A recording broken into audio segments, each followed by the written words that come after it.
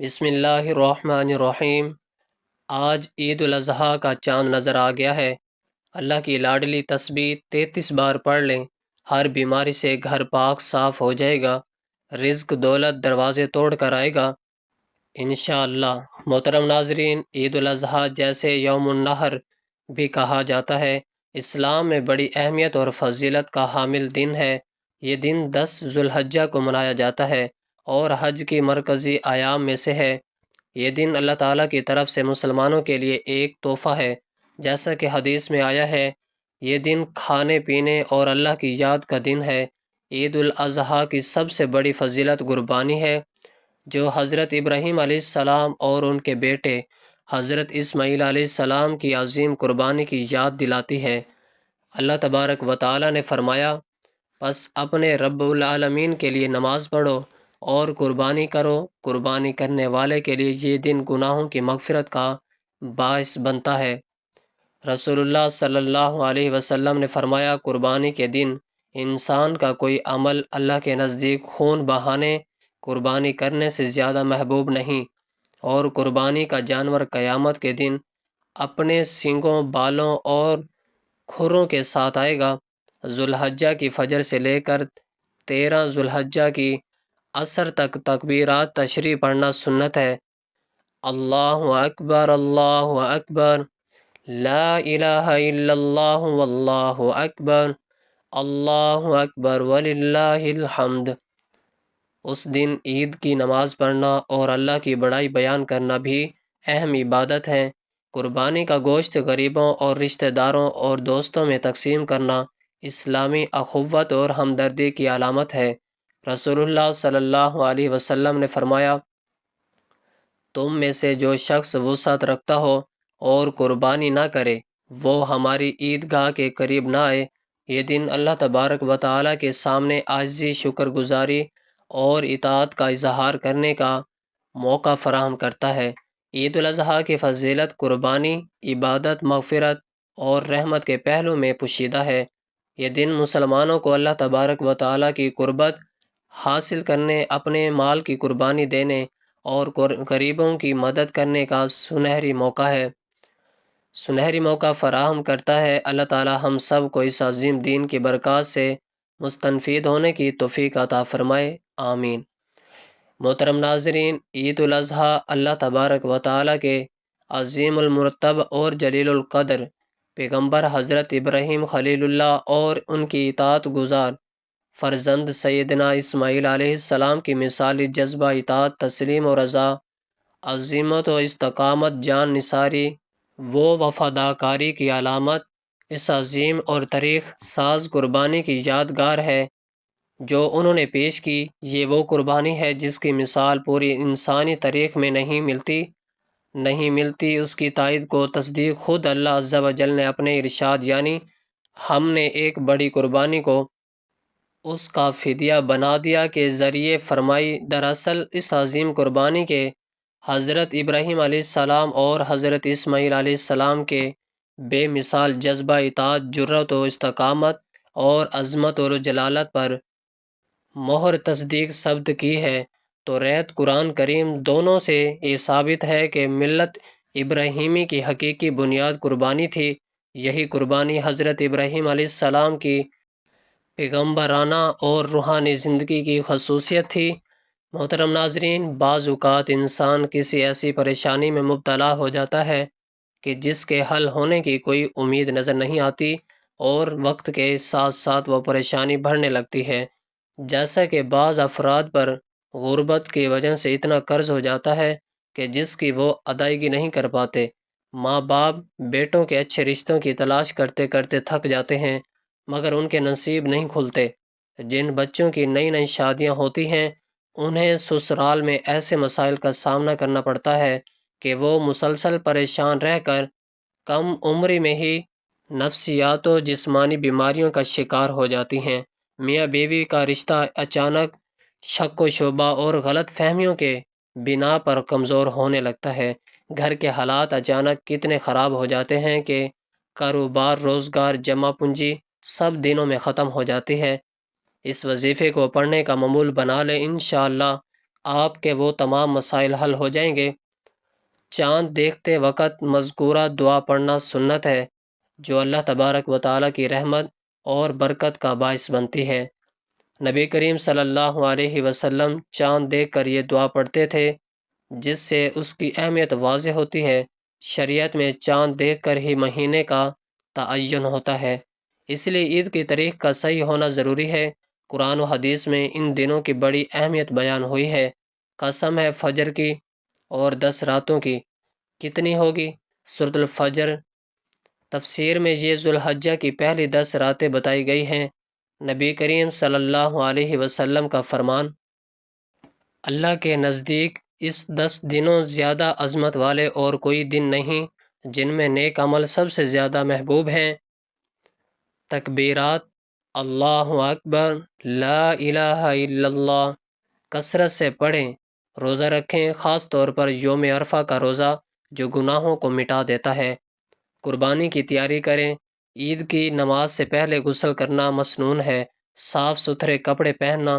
نبی کریم صلی اللہ علیہ وسلم عید کے دن نئے یا اچھے کپڑے پہنتے تھے۔ راستے میں بلند آواز سے تکبیرات کہنا سنت ہے۔ قربانی کرنے والے کے لیے بہتر ہے کہ نماز کے بعد قربانی کا گوشت کھائے۔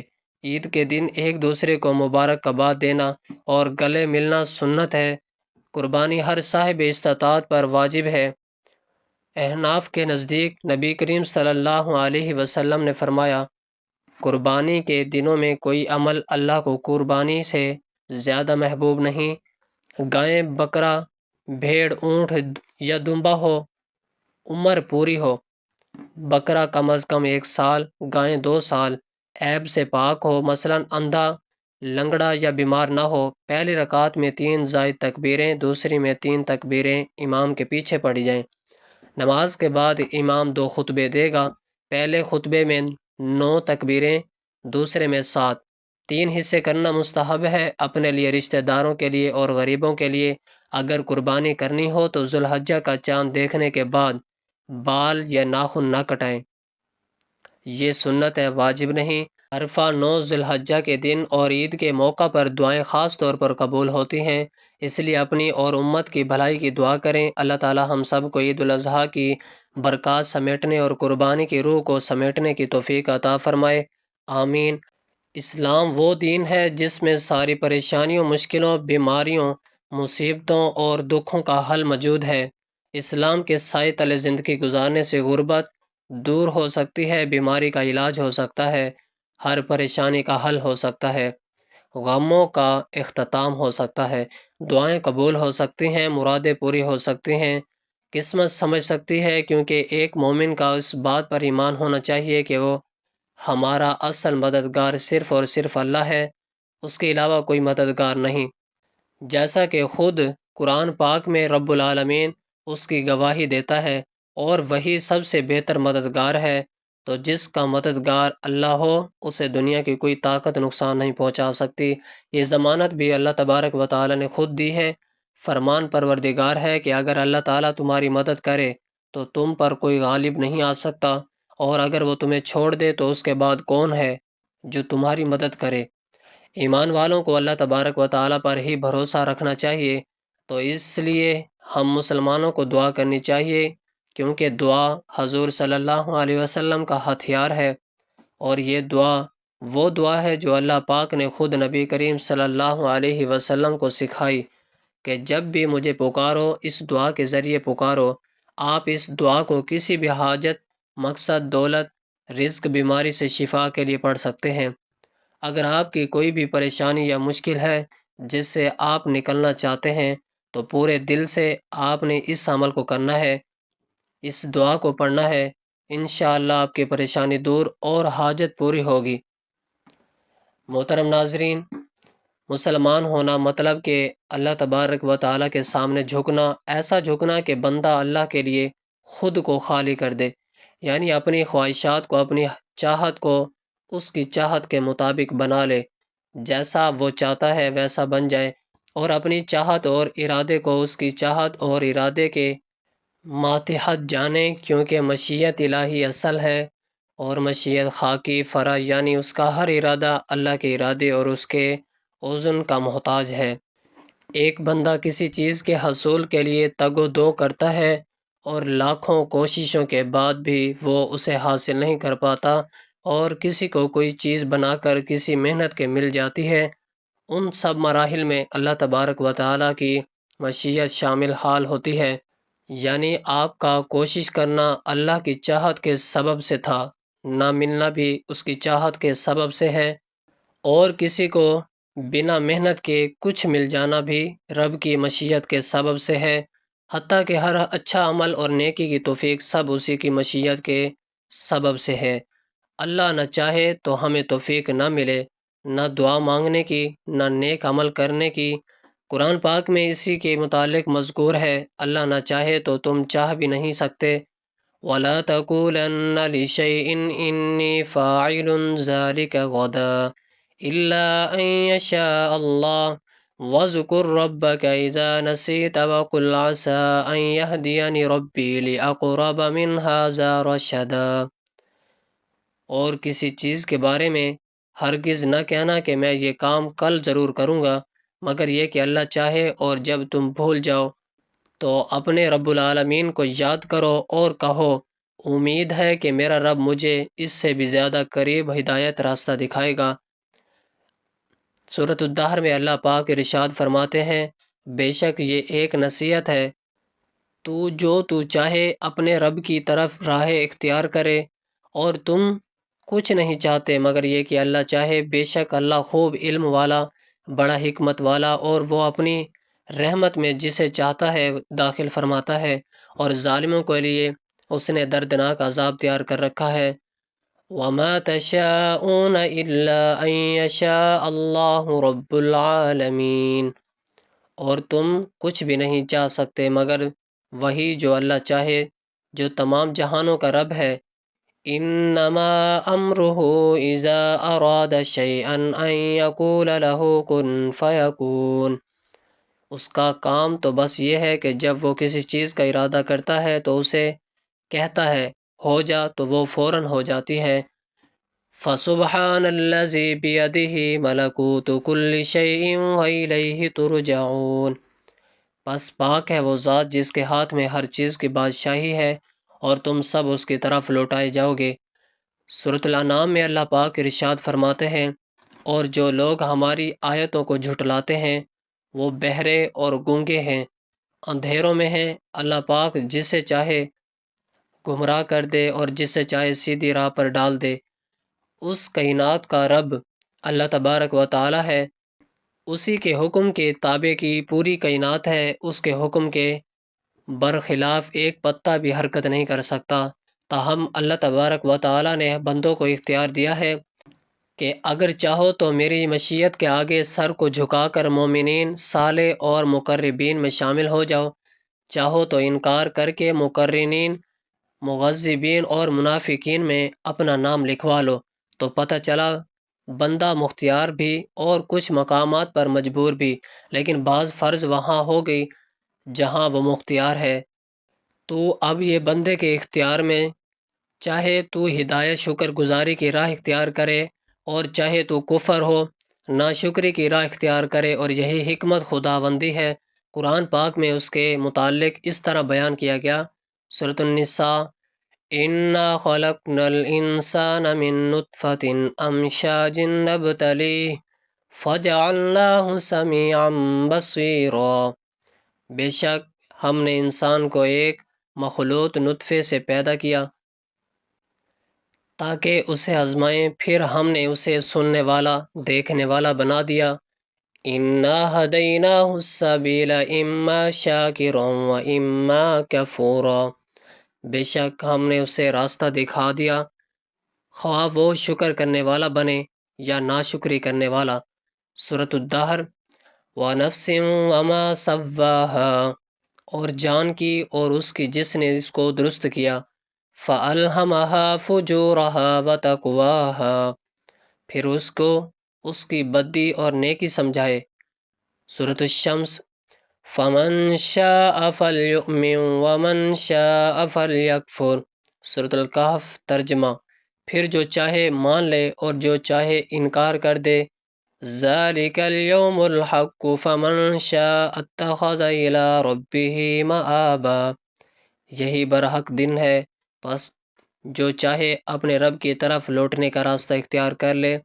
قرآن مکمل ضابطہ حیات ہے، جہاں اللہ اور بندے کی مشیت کا ذکر اس میں موجود ہے، وہیں دوسری جانب اس میں بندوں کو آداب بندگی کا طریقہ بھی سکھایا گیا ہے، اور وہ یہ کہ ہر اچھے کام سے پہلے انشاءاللہ کہے۔ اللہ کی چاہت ہی وہ مقام ہے جس کو پاک اور صحابہ کرام رضی اللہ تعالی عنہم کے درجے پر فائز ہوئے۔ یہی وہ مقام ہے جس کو پا کر اولیاء اللہ مقام ولایت پر فائز ہوئے۔ اپنی چاہت کو اس کی چاہت میں ڈھالنا ہی بندگی ہے، وجود کو خواہشات سے خالی کرنا اور خالص اسی کا ہو جانا ہی بندگی ہے۔ ہم دنیا میں آئے ہی اللہ کے لیے ہیں، ہم یہاں موجود ہی اللہ کے لیے ہیں، یہی اللہ کی چاہت ہے ہم اپنے وجود کی نفی کریں اور صرف اسی کی اتباع اور اسی کے حبیب صلی اللہ علیہ وسلم کی اتباع کریں۔ محبت کرے تو اللہ اور اس کے رسول سے صلی اللہ علیہ وسلم کی خاطر نفرت کریں تو اللہ اور اس کے رسول صلی اللہ علیہ وسلم کی خاطر آئیے خود کو ماں چاہت کے اس کے سپرد کریں کہ یہی اصل مقصد حیات ہے۔ قرآن کریم میں محبت سے لفظ یحب اللہ تعالیٰ کے لیے بھی استعمال ہوا ہے، فرمایا اور نیکوکارو بنو، بے شک اللہ تعالیٰ نیکوکاروں سے محبت فرماتا ہے، بے شک اللہ تعالیٰ توبہ کرنے والوں سے محبت فرماتا ہے اور نہایت پاکیزگی اختیار کرنے والوں سے محبت فرماتا ہے۔ بے شک اللہ تبارک و تعالیٰ تقوی اختیار کرنے والوں سے محبت فرماتا ہے، بے شک اللہ تبارک و تعالیٰ صبر کرنے والوں سے محبت فرماتا ہے، بے شک اللہ تبارک و تعالیٰ توکل کرنے والوں سے محبت فرماتا ہے، بے شک اللہ تبارک و تعالیٰ انصاف کرنے والوں سے محبت فرماتا ہے، بے شک اللہ تبارک و تعالیٰ ان سے محبت فرماتا ہے جو اس کی راہ میں سیسہ پلائی ہوئی دیوار بن کر جہاد کرتے ہیں۔ اللہ تبارک و تعالیٰ کا ارشاد ہے، اور بعض لوگ اللہ تبارک و تعالیٰ کے غیر کو اللہ کا شریک قرار دیتے ہیں اور ان سے ایسی محبت کرتے ہیں جیسے اللہ سے کرنی چاہیے، جبکہ اہل ایمان اللہ تبارک و تعالیٰ سے نہایت شدید محبت کرتے ہیں۔ قرآن مجید میں سنا دو ہوتا ہے کہ اللہ تبارک و تعالیٰ بھی اپنی اطاعت گزار بندوں سے محبت فرماتا ہے، اور اللہ تبارک و تعالیٰ کے اطاعت گزار بندے بھی اس سے محبت کرتے ہیں۔ ارشاد باری تعالیٰ ہے، بے شک اے ایمان والوں، تم میں سے جو اپنے دین سے برگزشتہ ہو جائے گا، اللہ تبارک و تعالیٰ ان قریب ایسے لوگ لائے گا جن سے اللہ محبت کرے گا، اور وہ اللہ سے محبت کریں گے۔ مومنوں کے لیے سراپا عاجزی، کافروں کے لیے پیکر جلال ہوں گے۔ اللہ تبارک و تعالیٰ کی راہ میں جہاد کریں گے اور کس یا ملامت کرنے والے کی ملامت سے نہیں ڈریں گے، یہ اللہ کا فضل ہے، جسے چاہتا ہے دیتا ہے، اللہ بڑی وسعت والا اور بہت علم والا۔ حدیث پاک میں ہے، پاک حضرت انس رضی اللہ تعالی عنہ بیان کرتے ہیں، ایک شخص نے نبی کریم صلی اللہ علیہ وسلم سے قیامت کے بارے میں پوچھا اور کہا، قیامت کب آئے گی؟ آپ صلی اللہ علیہ وسلم نے فرمایا، یہ بتاؤ تم نے قیامت کے لیے تیاری کیا کر رکھی ہے؟ اس نے عرض کی، اور تو کچھ نہیں مگر اتنی بات ہے کہ میں اللہ اور اس کے رسول صلی اللہ علیہ وسلم سے محبت کرتا ہوں۔ آپ صلی اللہ علیہ وسلم نے فرمایا، تمہارا حشر اسی کے ساتھ ہوگا جس سے تم محبت کرے گا۔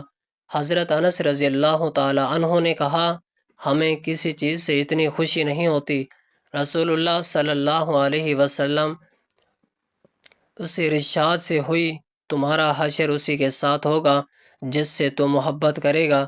حضرت انس رضی اللہ تعالی عنہ نے کہا، پس میں نبی صلی اللہ علیہ وسلم اور ابو بکر و عمر رضی اللہ تعالی عنہما سے محبت کرتا ہوں، اور مجھے یقین ہے کہ اس محبت کے باعث میں آخرت میں ان کے ساتھ رہوں گا، اگرچہ میرے اعمال ان کے پائے کے نہیں ہیں۔ ناظرین، کوئی بھی وظیفہ شروع کرنے سے پہلے درود پاک لازمی پڑھا کریں، کیونکہ درود پاک کی بہت سی فضیلت اور برکات ہے۔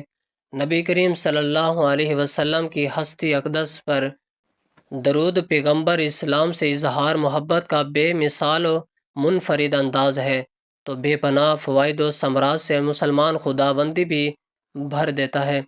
اللہ تبارک و تعالیٰ کی اطاعت و فرما برداری حاصل ہوتی ہے۔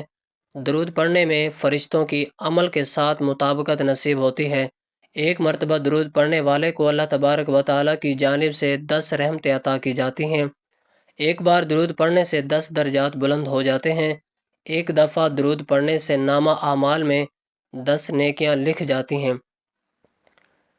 وظیفہ شروع کرنے سے پہلے اول و آخر آپ نے 7 مرتبہ درود پاک پڑھنا ہے، جو ہم نماز کے اندر پڑھتے ہیں۔ اللہم صلی علی محمد وعلی آل محمد کما صلیت علی ابراہیم وعلی آل ابراہیم انک حمید مجید۔